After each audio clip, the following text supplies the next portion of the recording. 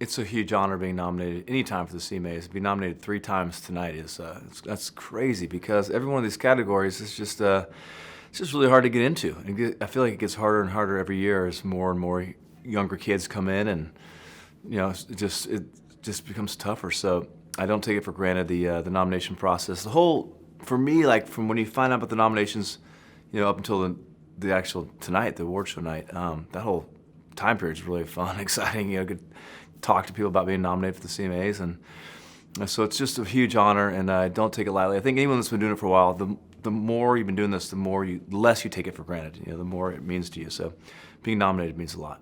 This performance tonight's like probably the highlight of my CMA experience. Good chance to sing Me and Bob McGee for Kris Kristofferson, a hero of mine, a hero of everyone in this room. Just honoring him tonight with a huge CMA award. On stage with Sheryl Crow, who's a friend of mine. Sheryl is like just such an icon in every genre of music, along with John Osborne, one of my good friends, one of the best guitar players in this town and singers, and Chris Jansen, who's playing harmonica like nobody else can play it. So really fun for me to get a chance to do this. I think I had a choice to do my current single that was just a #1 Living or this, and I was like, I'd rather sing Me and Bob McGee for Kris, so for Kristofferson. So this is going to be a huge night for me. When I first started working this record, the very first song I had actually pitched to me was Burning Man.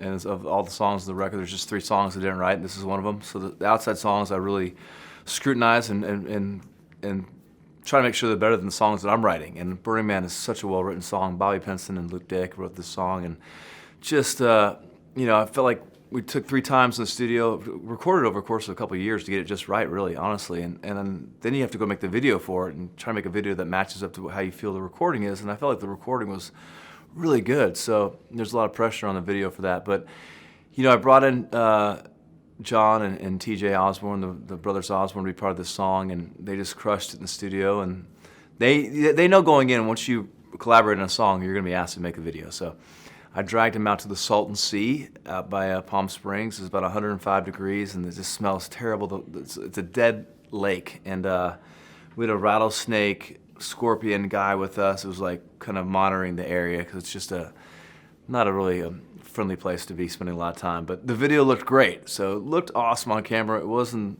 and with those guys, they make anything fun. But we had a couple people pass out during the shoot. Your shoes were sticking to the rock, and like the separating from the sole of the soles were separating from the actual boot. It was a hot video shoot, but for that song to be nominated for a video of the year makes it all worthwhile. It's been a long time coming, I feel like, just the women really having the place they're having this award show, all award shows. There's been a great surge happening. We keep thinking this is going to be the year, whether it's on radio or Entertainer of the Year, that something might happen where we recognize more of the women in our industry, and it feels like it's maybe really finally happening. A lot of people behind, this push. So I love hearing that there's like over 30 women performing on the show, and of course having Dolly and Reba and Carrie host the show. That just sets the tone right there from the very beginning. So I'm excited. A lot of my favorite records this year were from female artists. Certainly Maren Morse's record is just so good. So I'm just excited to be a fan in the audience, watching all these great talented women, and looking forward to the whole show.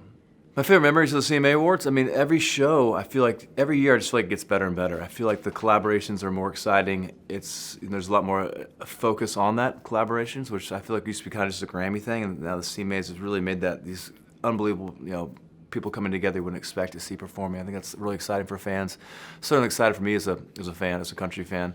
And, as far as good performances go, I always have such a good time. I loved watching Brad and Carrie. They were always so funny at the top of the show, so I'm looking forward to see what Dolly and Reba and Carrie do this year. Obviously, like a lot of people, I love watching Chris and JT do their song. Chris Stapleton and Timberlake did their song a couple of years ago. That was unbelievable. Probably a highlight for sure. But there's so many highlights throughout the course of the night that I love to sit back and not only be a singer, but be a fan, and looking forward to doing that tonight. Yeah, a lot of exciting stuff happening next year. Working on a couple different projects. Obviously, my usual, my country career, but I have some other genres within country that I'm excited about that I'm working on. And just making a lot of records. I'm not going to tour as much as I have in the last few years, just so I can concentrate really on just being creative and doing some music stuff. But definitely some surprises in the first part of the year, so we'll just have to wait and see.